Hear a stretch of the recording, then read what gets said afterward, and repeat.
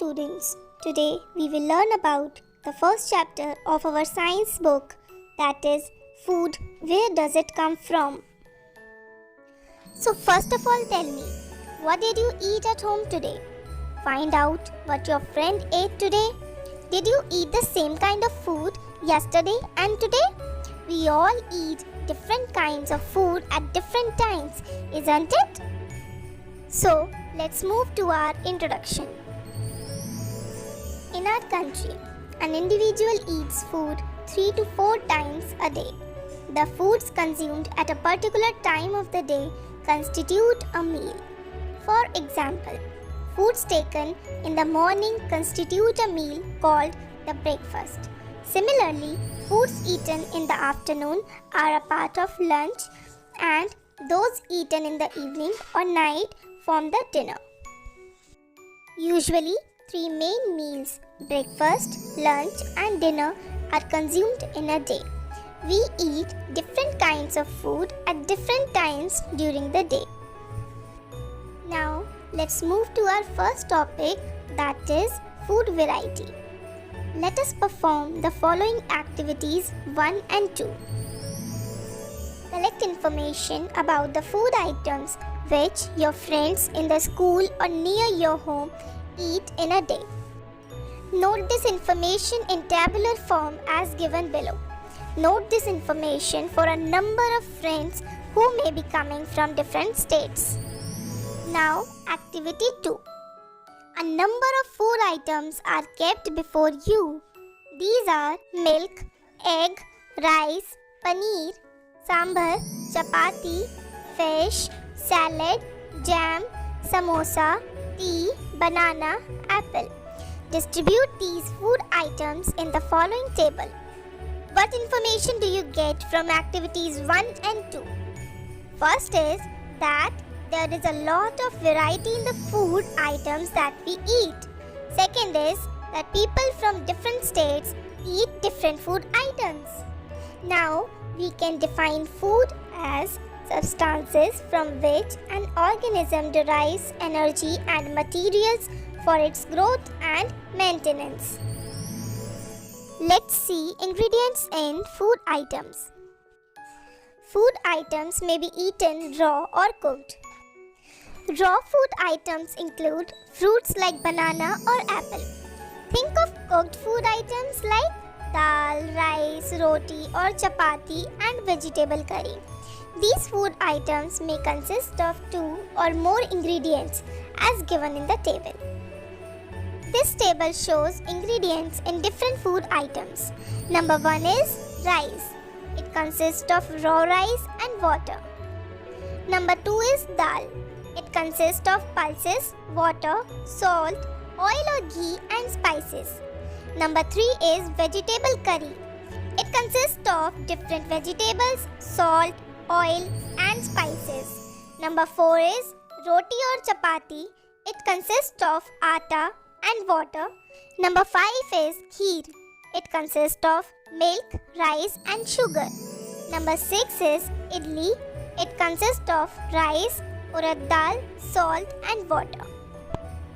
So our next topic is foods eaten by living organisms. We know all living things need food. Most plants can manufacture their food. Animals, however, require ready-made food. They eat either plants or other animals. Different animals eat different kinds of food. You must have seen earthworms burrowing in the soil. They swallow soil. Mosquitoes suck the blood of other animals. Mosquito causing malaria sucks the blood of man. Birds feed on small insects, worms and fruits. In short, it means that all organisms eat food. We can now go a step further and find out if the organisms can be grouped on the basis of their food habit. Some organisms may be eating only plants, some only animals and some both plants and animals. Perform the following activity to find the food eaten by different animals. Note your observations in the table given below. The above activity shows 2 things. First, that all organisms eat food. Second, that they eat different kinds of food. On the basis of activity 3, prepare the following table.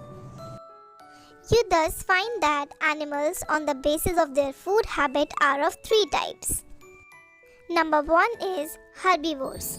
Animals eating plants and plant products are called herbivores. Animals like the cow, deer, sheep, and elephant eat plants and are therefore herbivores. Number 2 is carnivores.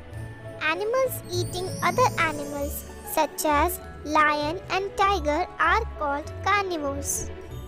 Number 3 is omnivores.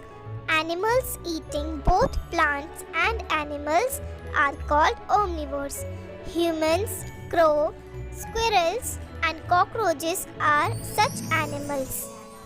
Do you know most plants are producers? All green plants which you see around you, like a peepal tree, mango tree, sunflower plant, and a pea plant, are such plants. They are so called because they can prepare their own food. So I hope now you can answer this question, why do we need food? Food is required by the body for the following purposes. First is for energy required to perform various functions of body to sustain life. Second is for growth. Third is for repair of damaged or injured body parts. Fourth is for protection from diseases and infection. So our next topic is sources of food. Both plants and animals provide us food and a number of other useful products such as medicines, paper, timber, and fibers. Let's learn plants as source of food. Foods obtained from plants are of different types like cereals, pulses, vegetables, fruits, oils, sugar, tea, coffee, and spices. Let's talk about them. So, number 1 is cereals. Cereals are the most important sources of food for man and animals. They are rich sources of carbohydrates. 3 most important cereals are wheat, rice, and maize. So, second is pulses or legumes. They are rich in proteins and are obtained from seeds of leguminous plants. Common pulses include pea, bean, groundnut, soya bean, and gram. Third is vegetables. They are rich sources of vitamins, minerals, and roughage. Water content in the vegetables is high and their food value is low. Now look at the table. The following list gives some common vegetables along with the part used. For carrot and radish and sweet potato, roots are used. For potato and onion, stems are used. For cabbage and spinach, leaves are used. For methi, stem and leaf are used. For tomato, fruits are used. Now the fourth one is fruits. They have high water content, low food value but are rich in minerals and vitamins. Common fruits are banana, mango, apple, grapes, pineapple, guava, orange, lychee, and so on. In common uses, the term fruit is used for those which are usually eaten without cooking. Fifth is sugars. They are produced by the green plants through photosynthetic activity. Chief sugar producing plants are sugarcane and sugar beet. In case of sugarcane, the plant part used is the stem, while in sugar beet it is the root. Sixth is tea and coffee. They are common beverages. Tea is obtained from leaves, while coffee is obtained from seeds. Now the seventh is spices. They have no food value and are used for adding flavor to food.